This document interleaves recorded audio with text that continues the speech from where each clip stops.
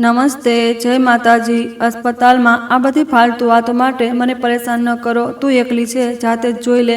સ્તન કેન્સરની સર્જરી સામે જોઈ રહેલી પોતાની પત્નીને આ કહીને તેના પતિ વિક્રમે બેદરકારીથી ફોન કાપી નાખ્યો।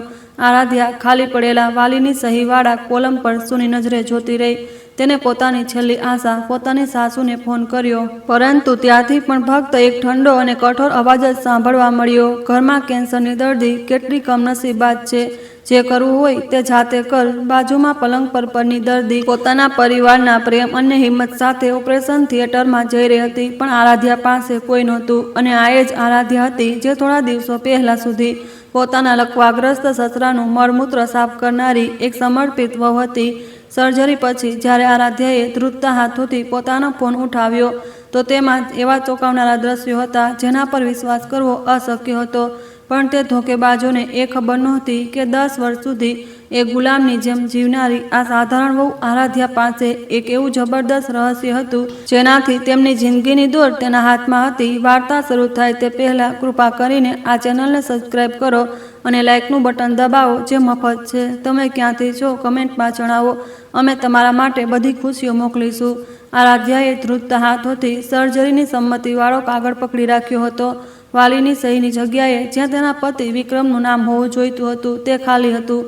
તેની આંગળીઓના ટેરવા ફાટેલા અને ખરબચડા હતા। આ નિશાન ડિટર્જન્ટ અને સસરાની ગંદકી સાફ કરતા બન્યા હતા। વાલીનો સંપર્ક નથી થઈ રહ્યો શું? એક નર્સે સહાનુભૂતિ ભરી નજરે ચોથી વખત પૂછ્યું। આરાધ્યાએ નામાં માથું હલાવતા જબરદસ્તીથી હસવાનો પ્રયત્ન કર્યો। જો કે નિયમ પ્રમાણે વાલીની સહી વિના સર્જરી મુશ્કેલ હતી, પણ તમારી હાલત જોઈને મેં ડૉક્ટર સાહેબ સાથે વાત કરી છે। હાલ પૂરતું અમે તમારી સહીથી આગળ વધી રહ્યા છીએ, પણ સર્જરી પછી વાલીનું આવવું બહુ જરૂરી છે। નર્સે એક ઊંડો શ્વાસ લઈને બીજા દર્દીની દેખભાળ માટે જતી રહી। તેના તે શ્વાસે આરાધ્યાના છાતી પરનો બોજ વધુ વધારી દીધો હતો। બાજુના પલંગ પરની દર્દી પોતાના પતિ અને 2 બાળકોના પ્રેમ અને હિંમત સાથે ઓપરેશન થિયેટરમાં ગઈ। મમ્મી, હિંમત રાખજો, બાળકોના કલરવ ગલિયારામાં ગુંજી રહ્યા હતા। પતિએ પોતાની પત્નીનો હાથ કસીને પકડ્યો અને ધીમેથી કહ્યું, હું અહીં તારી રાહ જોઈ રહ્યો છું પ્રિય। પણ આરાધ્યા પાસે ફક્ત એક ઠંડી ખામોશી હતી। તેને ગઈ રાતની વાત યાદ આવી। વિક્રમે તેની પીઠ ધબધબાવતા કહ્યું હતું, જાન, તું સર્જરી સારી કરાવજે। હું કાલે બસ સાઇટનું કામ પૂરું કરીને સીધો તારી પાસે આવીશ, ચિંતા ન કર। હું તને બહુ પ્રેમ કરું છું। તે સમયે આરાધ્યાને લાગ્યું હતું કે તે સાચું કહી રહ્યો છે। તે તેના તે પ્રેમભર્યા સ્પર્શથી બેફિકર થઈને સૂઈ ગઈ હતી, પણ આ સમયે તેનો પતિ ક્યાંય નહોતો। આરાધ્યાએ છેલ્લી આશા સાથે પોતાની સાસુને ફોન લગાવ્યો। 3 રિંગ પછી એક ચીડિયા અવાજ આવ્યો, ફરી કેમ ફોન કર્યો? કહ્યું ને કે હું વ્યસ્ત છું માજી, આજે મારી સર્જરી છે। વિક્રમનો પણ ફોન નથી લાગી રહ્યો અને મને ડર લાગી રહ્યો છે। શું તમે થોડીવાર માટે આવી શકો છો? આરાધ્યાનો અવાજ ધ્રુજી રહ્યો હતો, પણ જવાબમાં ફક્ત ઠંડક અને નફરત હતી। હાય રામ, કેટલું નાટક કરે છે! હોસ્પિટલનું બિલ વધારે આવશે એટલે પૈસા માગવા માટે ફોન કર્યો છે ને? અમારી પાસે કોઈ પૈસા નથી, જાતે જ જોઈ લે। ટૂંક કરીને ફોન કપાઈ ગયો। આરાધ્યાએ ફોન સામે જોતા એક ફીકી મુસ્કાન આપી। કેન્સરની ગાંઠ કરતા આ સમયે એકલા હોવાનો અહેસાસ તેના દિલને કચડી રહ્યો હતો। તેનું આખું શરીર ધ્રુજી રહ્યું હતું। માત્ર 4 દિવસ પહેલા સુધી આરાધ્યા લકવાગ્રસ્ત પોતાના સસરાનું મળમૂત્ર સાફ કરી રહી હતી। દુર્ગંધથી ભરેલા રૂમમાં તે એકલી તેમના ડાયપર બદલતી હતી। રાત્રે તેમને બેડસોર ન થઈ જાય આ ડરથી તે બરાબર ઊંઘી પણ નહોતી શકતી અને તેમના પગની માલિશ કરતી રહેતી હતી। તેની કાંડામાં પીડા અને કમર તૂટી રહી હતી।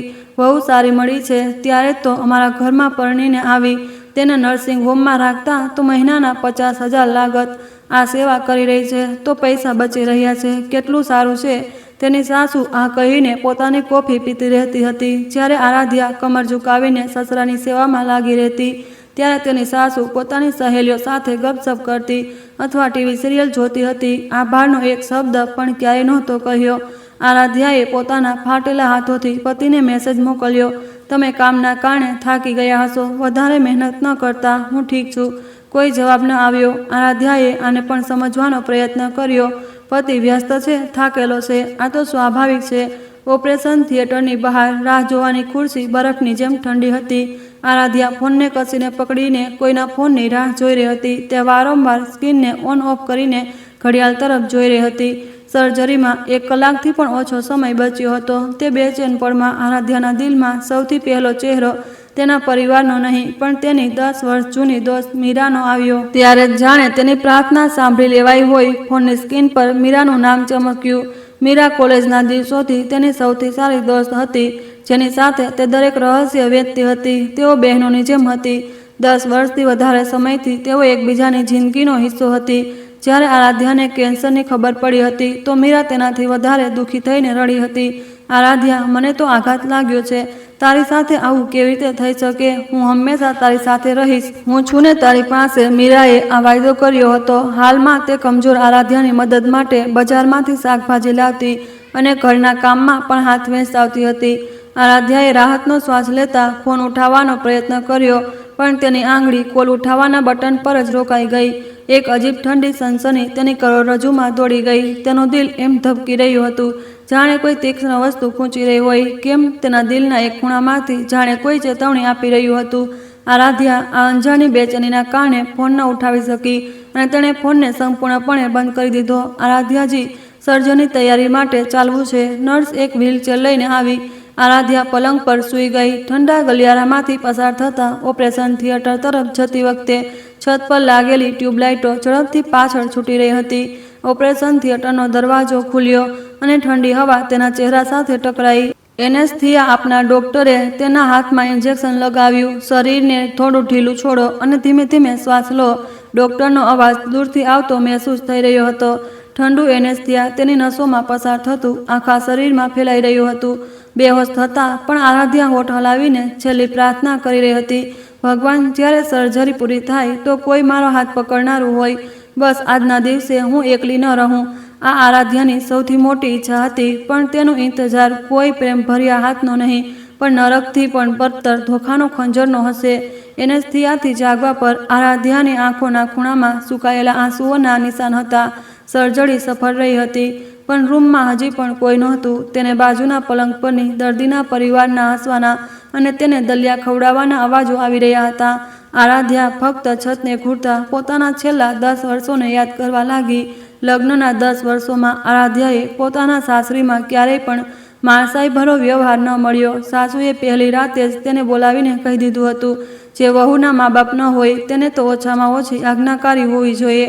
અમે તો અમારા ખાનદાનની ઇજ્જત માટે તને વહુ બનાવી છે, એટલે કાયદાથી રહેજે. આરાધ્યાના માતા પિતાનું દેહાંત ત્યારે થયું હતું જ્યારે તે કોલેજમાં હતી. એક રોડ અકસ્માતે તેમને છીનવી લીધા હતા. તે અનાથ આરાધ્યા માટે વિક્રમ એક આશાનું કિરણ હતો. મારા માટે તું જ બધું છે. હું જિંદગીભર તારી હિફાજત કરીશ. વિક્રમની આ વાત પર વિશ્વાસ કરીને તે સાસરીમાં આવી હતી, પણ ત્યાં તેનું ઇંતજાર નરક કરી રહ્યું હતું. સાસુની અપમાનજનક વાતો પર પતિ વિક્રમે ક્યારેય પણ આરાધ્યાનો પક્ષ ન લીધો. જી માજી, કંઈ વધારે નથી કહી રહ્યા. મેં શું ભૂલ કરી છે જણાવી દો, હું સુધારી લઈશ. જ્યારે આરાધ્યા રડતા રડતા કહેતી તો વિક્રમ ગુસ્સે થઈને હાથ ઝટકી દેતો. બુઢી છે, તેમની વાતોને દિલ પર ન લે. સાસરીમાં આવું જ હોય છે. તું થોડું સબર કરી લે તો શું થઈ જશે. સબર કર. આરાધ્યાએ આ શબ્દ એટલી વાર સાંભળ્યો હતો કે તેને યાદ પણ નથી. તેણે સબર કર્યો, બહુ સબર કર્યો, એ વિચારીને કે એક દિવસ સાસુનું દિલ પીગળી જશે, પતિ તેનો સાથ આપશે. 3 વર્ષ પહેલાં જ્યારે સસરાજીને લકવો માર્યો તો હાલત વધુ બદતર થઈ ગઈ. સાસરીવાળાઓએ જાણે નક્કી કરી લીધું હતું કે બધી સેવા આરાધ્યા જ કરશે. આરાધ્યા, તું જ તો દેખભાળ કરીશ, અમે તો વ્યસ્ત રહીએ છીએ. દેવરે ઓફિસના કામનું બહાનું બનાવીને મોં પણ ન દેખાડ્યું. નણંદે બાળકોના ઉછેરનું બહાનું બનાવીને ફોન ઉઠાવવાનું બંધ કરી દીધું.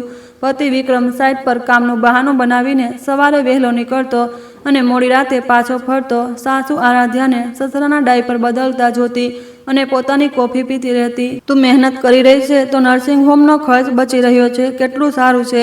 મહિનાના 50,000 લાગત તું મફતમાં કરી રહી છે તો ઘર ચાલી રહ્યું છે. આભાર તો દૂર. તે એમ વાત તો કરતી હતી જાણે આ આરાધ્યાનો ધર્મ હોય. આ જીવલેણ સેવામાં આરાધ્યાનું શરીર ધીમે ધીમે તૂટી રહ્યું હતું. સસરાને ઉઠાવવા અને બેસાડવામાં તેના કાંડામાં દુખાવો લાગ્યો હતો. કમર તૂટી રહી હતી, પણ હોસ્પિટલ જવાનો સમય જ નહોતો. રાત્રે સસરાજીના અવાજ પર 2-3 વાર ઉઠવું પડતું અને દિવસે ઘરના કામ કરવા પડતા. એક દિવસ આરાધ્યા થોડીવાર માટે સોફા પર બેસીને પોતાની કમર સહેલાવી રહી હતી. ત્યારે સાસુએ પસાર થતાં કહ્યું, પૈસા તો કમાતી નથી અને આરામ જુઓ મહારાણીનો. ઘરમાં બેઠા બેઠા મફતની રોટલીઓ તોડે છે, મજા છે તારી. આરાધ્યાનું દિલ બેસી ગયું. તે દિવસમાં કે મુશ્કેલીથી 4 થી 5 કલાક સૂઈ શકતી હતી. તેનું આખું શરીર દર્દથી ચીસો પાડી રહ્યું હતું અને તેને કહેવામાં આવી રહ્યું હતું કે તે આરામ કરી રહી છે. માજી, હું ચૂપ રહો. શું કરે છે તું? બીજાના ઘરે આવીને બોજ બની બેઠી છે. આરાધ્યા આગળ કંઈ ન કહી શકી. તે ચૂપચાપ સસરાના રૂમમાં પાછી જતી રહી. તેના શરીરમાં કંઈક અજીબ લાગી રહ્યું હતું. છાતીના એક હિસ્સામાં ભારેપણ અને એક ગાંઠ મહેસૂસ થતી હતી. આરાધ્યાએ હિંમત કરીને પતિને કહ્યું, જી, મને લાગે છે કે એકવાર ડૉક્ટરને દેખાડવું પડશે. તબિયત ઠીક નથી લાગી રહી. વિક્રમે ફોન પરથી નજર હટાવ્યા વિના બેદરકારીથી જવાબ આપ્યો, ફરી શરૂ થઈ ગઈ? ક્યાંથી શીખે છે આ બીમાર થવાનું નાટક? ત્યારે હોસ્પિટલના ફાલતુ ખર્ચા કરાવાશે. તને સાસુએ પણ સાથ ન આપ્યો. હાથ ઠીકઠાક ઇન્સાનને બીમારીનો ઢોંગ કરે તો સાચે જ બીમાર પડી જાય છે. હોશમાં રહો. આરાધ્યા તે દિવસે પણ ચૂપ રહી. જે લોકો તેના દર્દને નાટક સમજી રહ્યા હતા તેમની સામે વધુ કંઈ કહેવાની હિંમત ન બચી હતી. ઘર ખર્ચના પૈસા લેતી વખતે પણ અપમાન સહન કરવો પડતો હતો. વિક્રમ બેંકની પાસબુક ફેંકતા કહેતો, આ પણ બહુ વધારે આપી રહ્યો છું, ખવડાવી રહ્યો છું, રહેવા માટે જગ્યા આપી રહ્યો છું, આભાર માનવો જોઈએ. બીજી વહુઓને તો આ પણ નથી મળતું. 4,000 રૂપિયા તે પૈસાથી ઘરનો રાશન, સામાન અને સસરાના ડાયપર ખરીદવા પડતા હતા. આરાધ્યા પોતાના માટે એક પણ ખર્ચ નહોતી કરતી. આરાધ્યા આ કડવી વાતોને દિલમાં દફન કરીને જીવી રહી હતી. તે માનતી હતી કે આ જ એક પત્નીનો ધર્મ છે. સબર કરવાથી એક દિવસ બધું ઠીક થઈ જશે. ફક્ત તેની દોસ્ત મીરા જ તેનો સહારો હતી. આરાધ્યા, તું આમ તો મરી જઈશ. આ લોકો બહુ વધારે કરી રહ્યા છે. આ ઇન્સાન નથી. મીરા સાચા દિલથી ગુસ્સો કરતી અને આરાધ્યાને ગળે લગાવી લેતી. આરાધ્યા મીરાને ગળે લાગીને ખૂબ રડતી. દુનિયામાં તે જ એક હતી જે તેનું દર્દ સમજતી હતી. મીરા પણ મારે સબર કરવો પડશે. પરિવારને બચાવો એક પત્નીનો ધર્મ છે. કેવો ધર્મ? ફક્ત તારું બલિદાન જ ધર્મ છે શું? હોશમાં આવ આરાધ્યા. પણ આરાધ્યા મીરાની વાત ન માની શકી. બાળકો નહોતા પણ આ પરિવારને બચાવવાની જવાબદારીએ તેને દબાવી રાખી હતી. સાસરીવાળા આરાધ્યાની ખામોશીને તેની કમજોરી સમજતા હતા. અપમાન હવે રોજની વાત થઈ ગઈ હતી. તહેવારો પર આરાધ્યાની તકલીફો વધુ વધી જતી હતી. તે સવારે 5 વાગ્યે ઉઠીને પકવાન બનાવતી, ખાવાનું તૈયાર કરતી. કમર સીધી કરવાનો મોકો પણ ન મળતો. આખો દિવસ રસોડામાં પસાર થતો. પતિ વિક્રમ હોલમાં ઘૂરતા રહેતા, આ પરાઠા આટલા ગીલા કેમ છે? તારા પિયરમાં આ શીખવ્યું છે શું? સાસુ તેના બનાવેલા ખાવામાં ખામી કાઢતી, અહીં સુધી કે તેના મરહૂમ મા બાપને પણ ગાળો આપતી. આરાધ્યા આંસુ પીને ફરીથી પરાઠા બનાવવા લાગતી. આરાધ્યા આ ખોટી આશામાં જીવતી રહી કે એક પત્નીના રૂપમાં ધીરજ રાખવાની એક દિવસ સચ્ચાઈની જીત થશે. પણ સાસરીવાળાઓ માટે તે ફક્ત એક પગાર વિનાની નર્સ અને ઘરની નોકરાણી હતી. અને પછી સ્તન કેન્સરની ખબર એક વજ્રપાત જેમ પડી. કેન્સરની તપાસે આ પરિવારના દેખાવના નકાબને બેરહમીથી નોચી નાખ્યો. આરાધ્યા બીમાર પડતા સાસરીવાળાઓએ તેને એક બોજની જેમ જોવાનું શરૂ કરી દીધું. હવે આરાધ્યા પાસે ધીરજ ન બચી હતી. ફક્ત ધોખાની ઠંડક અને જીવવાની જીત બચી હતી. હોસ્પિટલના પલંગ પર સૂતેલી છતને જોતા આરાધ્યાએ નિર્ણય કર્યો, હવે વધુ સહન નહીં કરવું. જે દિવસે આરાધ્યાને કેન્સરની પુષ્ટિ થઈ તે મંગળવારની બપોર હતી. ડૉક્ટરના મોઢેથી સ્તન કેન્સર સ્ટેજ 2 સાંભળતા જ આરાધ્યાના કાન બહેરા થઈ ગયા. તેના હાથ એટલા ધ્રુજી રહ્યા હતા કે તે રિપોર્ટ પણ બરાબર નહોતી પકડી શકી. જો કોઈ વાલી સાથે આવ્યા હોત તો સારું થાત. ઇલાજની યોજના વિશે વાત કરવી છે, ડૉક્ટરે અફસોસ સાથે વ્યક્ત કરતા કહ્યું. આરાધ્યાએ માથું હલાવીને પતિને ફોન કર્યો. લાંબી રિંગ પછી ફોન ઉઠ્યો. ફરી કેમ ફોન કર્યો? મીટિંગમાં છું. વિક્રમના અવાજમાં ચીડ હતી. જી, મારો રિપોર્ટ આવી ગયો છે. મને કેન્સર છે. સ્તન કેન્સર સ્ટેજ 2. આરાધ્યાનો અવાજ ધ્રુજી રહ્યો હતો. ફોન પર થોડી પળની ખામોશી છવાઈ ગઈ અને પછી જે જવાબ આવ્યો તે એક ખંજરની જેમ આરાધ્યાની છાતીમાં ઉતરી ગયો. કંપનીમાં બહુ કામ છે, હું નથી આવી શકતો. જાતે જ જોઈ લે, પછી વાત કરીએ છીએ. ટૂંક ફોન કપાઈ ગયો. આરાધ્યા ક્લિનિકની ખુરશી પર બેસીને સૂન થઈને ફોન સામે જોતી રહી. ડૉક્ટરે અસહજ થઈને પૂછ્યું, શું કોઈ વાલી આવી શકે છે? નહીં, હું એકલી જ સાંભળી લઈશ. આરાધ્યાએ એકલા જ સર્જરીની તારીખ નક્કી કરી અને કિમોથેરેપી વિશે સાંભળ્યું. તેના દિમાગમાં કંઈ નહોતું જઈ રહ્યું. બસ પતિનો ઠંડો અવાજ ગૂંજી રહ્યો હતો. ઘરે આવીને તેણે સાસુને હિંમત કરીને જણાવ્યું, માજી, મને કેન્સર આવ્યું છે. સર્જરી કરાવવી પડશે. સાસુ ટીવી સિરિયલ જોતા આરાધ્યા તરફ ફરી. તેના ચહેરા પર ચિંતા કે હેરાની નહીં પણ પરેશાની હતી. ઘરમાં કેન્સરની દર્દી કેટલી કમનસીબ છે. વિક્રમની કંઈક થઈ ગયું તો? માજી, બીમાર હું છું. હાય, મારા દીકરાની કિસ્મત. આટલી ઓછી ઉંમરમાં કેન્સરની દર્દની પત્ની મળી. તેને એટલું દુઃખ થશે. તેને ખાવા પીવાનું ધ્યાન કોણ રાખશે? તું તો કંઈ નહીં કરી શકે. આરાધ્યા આગળ કંઈ ન કહી શકી. સાસુએ પાછું ટીવી પર ધ્યાન લગાવી દીધું. આરાધ્યા એકલી હોસ્પિટલના ઠંડા ગલિયારાઓમાં ચાલતા મોતથી વધારે ઇન્સાનોની થયેલી નફરતને મહેસૂસ કરી રહી હતી. કેન્સરથી વધારે ભયંકર આ એકલતા હતી. દરેક રાત્રે આરાધ્યા ઈલાજના ખર્ચની ચિંતામાં સૂઈ નહોતી શકતી. સર્જરી, ભરતી અને કિમોથેરેપીના લાખો રૂપિયા લાગવાના હતા. આરાધ્યાએ પતિને હિંમત કરીને પૂછ્યું, જી ઈલાજમાં ઘણો ખર્ચ આવશે, આપણી પાસે કંઈ બચત છે ને? વિક્રમે બિયરનો કેન મૂકતા ગુસ્સે થઈને કહ્યું, કેટલા પૈસા લાગશે? ફરી પૈસાની રટ લગાવી દીધી. હું એમ જ ઓફિસના કામથી પરેશાન છું, આ બધું ન સંભળાવ, પણ સર્જરી તો ઠીક છે, કેમ ચીસો પાડી રહી છે? વિક્રમ દરવાજો પછાડીને બહાર જતો રહ્યો. તે દિવસ પછી વિક્રમ આરાધ્યાથી બચવા લાગ્યો અને રાતો બહાર ગુજારવા લાગ્યો. ઘરમાં પણ આવતો તો નશામાં ધૂત થઈને. ઘરનું માહોલ બરફની જેમ ઠંડુ થઈ ગયું હતું. આરાધ્યાના સૌથી મુશ્કેલ સમયમાં તેની દોસ્ત મીરાએ તેનો સાથ આપ્યો. મીરા લગભગ દરરોજ આરાધ્યાના ઘરે આવતી. આરાધ્યા, હું આવી ગઈ, આજે રાતનું ભોજન હું બનાવીશ, મીરા પ્રેમથી કહીને રસોડામાં જતી રહેતી. આરાધ્યા તેની આભારી હતી, પણ સમયની સાથે આરાધ્યાને મીરાની મહેરબાનીમાં કંઈક અજીબ લાગવા લાગ્યું. હું તારી જગ્યાએ પતિનું ધ્યાન રાખી લઈશ, તું બસ આરામ કર. વિક્રમજીને ખાવામાં શું પસંદ છે? હા, યાદ આવ્યું, તેમને મટર પનીર બહુ પસંદ છે. મીરા ઘરના કામોમાં જરૂરતથી વધારે દખલ દેવા લાગી. તે વિક્રમની પસંદ પૂછતી, તેના કપડાં ઠીક કરતી અને ફ્રીજ ભરતી. એ તેમ વ્યવહાર કરી રહી હતી જાણે તે જ આ ઘરની માલકીન હોય. આરાધ્યા પોતાના દિમાગમાં આવી રહેલા ખરાબ વિચારોને ઝટકી દેતી. હું કંઈક વધારે જ વિચારી રહી છું. મીરા તો મારી મદદ કરી રહી છે, હું ખોટી છું. આરાધ્યા પોતાની દોસ્ત પર શંકા કરવા માટે પોતાને કોસતી. એક રાત્રે આરાધ્યા દર્દના કારણે જાગી ગઈ. દર્દની ગોળી લેવા માટે ઉઠી તો હોલમાંથી ધીમા હસવાનો અવાજ આવ્યો, એક સ્ત્રીનો હસવાનો અવાજ. આરાધ્યાએ ધીમેથી દરવાજો થોડો ખોલ્યો. હોલમાં અંધારું હતું, પણ બારીમાંથી ચાંદનીની રોશની આવી રહી હતી. ત્યાં આરાધ્યાએ તે દ્રશ્ય જોયું જેને તે જિંદગીભર નહીં ભૂલી શકે. સોફા પર તેનો પતિ વિક્રમ અને દોસ્ત મીરા એક પ્રેમી પ્રેમિકાની જેમ એકબીજાથી ચોંટેલા હતા. વિક્રમનો હાથ મીરાની કમર પર હતો અને મીરાએ પોતાનું માથું વિક્રમની છાતી પર રાખ્યું હતું. તેમનો સ્પર્શ એક દોસ્ત અને પતિની હદોથી પાર કરી ચૂક્યો હતો. તે બેશરમ અને ઘનિષ્ઠ હતો. વિક્રમજી, જો આપણને કોઈએ જોઈ લીધું તો? મીરાનો અવાજ મીઠી ફૂસફૂસાહટમાં હતો. ચિંતા ન કર, તે સ્ત્રી દવા ખાઈને ઊંડી ઊંઘમાં સૂઈ રહી છે. ફિકર ન કર. આરાધ્યાનું દિલ જામી ગયું. તે સ્ત્રી, તેનો પતિ તેને આ નામથી બોલાવી રહ્યો હતો. આરાધ્યા ચીસ પાડવા માંગતી હતી, દોડીને તે બંનેને અલગ કરવા માંગતી હતી, પણ તેનું શરીર હલી નહોતું રહ્યું. તેણે બસ ધ્રુજતા હાથોથી ધીમેથી દરવાજો બંધ કરી લીધો. પલંગ પર સૂઈને આરાધ્યાએ મોંમાં ચાદર ઠૂંસી લીધી અને અવાજ વિના રડવા લાગી. આંસુ રોકાઈ નહોતા રહ્યા, પણ દુઃખ પછી અજીબ રીતે તેનું દિમાગ સાફ થઈ ગયું. તે જાણે જાગી ગઈ હતી. સારું, તો આ છે સચ્ચાઈ. બીજા દિવસથી આરાધ્યાએ રડવાનું બંધ કરી દીધું. તેણે ઠંડા દિમાગથી કામ લેવાનું શરૂ કર્યું. તેણે પોતાના ફોનમાં નોટ્સમાં તે બંનેના અફેરના પુરાવાની તારીખ અને સમય સાથે લખવાનું શરૂ કરી દીધું. એક દિવસ જ્યારે વિક્રમ નહાવા ગયો તો આરાધ્યાએ ચૂપચાપ તેનો ફોન ચેક કર્યો. પાસવર્ડ તેમની લગ્નની વર્ષગાંઠ હતી. કેટલી વિડંબના હતી. મેસેજ ખોલતા જ આરાધ્યાના હાથ ધ્રુજી ગયા. વિક્રમે મીરાને મેસેજ મોકલ્યો હતો, મારી જાન, તેની સર્જરીનો દિવસ આપણી વર્ષગાંઠ હશે. તે દિવસે બધું પૂરું કરી દઈશું. મીરાનો જવાબ હતો, તે સ્ત્રી એમ પણ મરવાની જ છે, પછી શું ચિંતા, હવે આપણે ખુલીને મળીશું. મને તારી બહુ યાદ આવે છે. આરાધ્યાએ ફોન નીચે મૂક્યો અને બાથરૂમનો અરીસો જોયો. અરીસામાં તેનો ચહેરો પીળો હતો, પણ આંખોમાં એક ઠંડી ચમક હતી. આરાધ્યાએ માની લીધું કે પ્રેમ પૂરો થઈ ગયો છે. નહીં, તેને અહેસાસ થયો કે પ્રેમ જેવું તો કંઈ હતું જ નહીં. બદલો લેવા માટે તાકાત જોઈતી હતી. આરાધ્યા જબરદસ્તી ખાવાનું ખાઈને દિવસો ગુજારવા લાગી.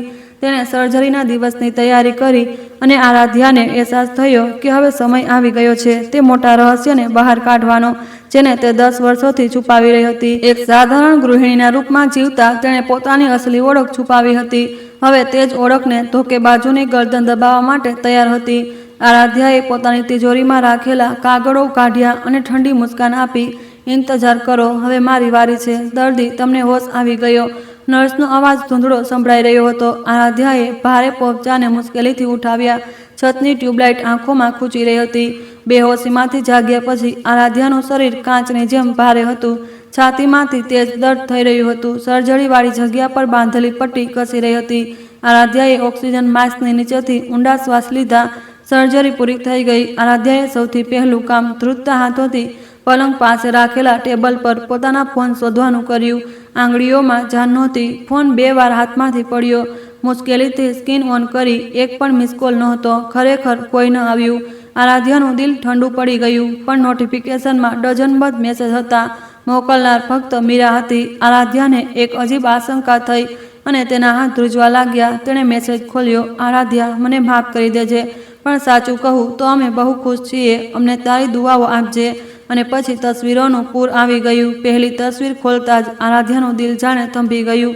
સૂટ પહેરેલા વિક્રમે સફેદ લગ્નનો ડ્રેસ પહેરેલી મીરાનો હાથ પકડ્યો હતો અને તેઓ મંડપ તરફ આગળ વધી રહ્યા હતા. વિક્રમના ચહેરા પર તે ખુશી હતી જે આરાધ્યાએ 10 વર્ષોમાં ક્યાંય નહોતી જોઈ. દુનિયાના સૌથી ખુશ ઇન્સાનનો ચહેરો.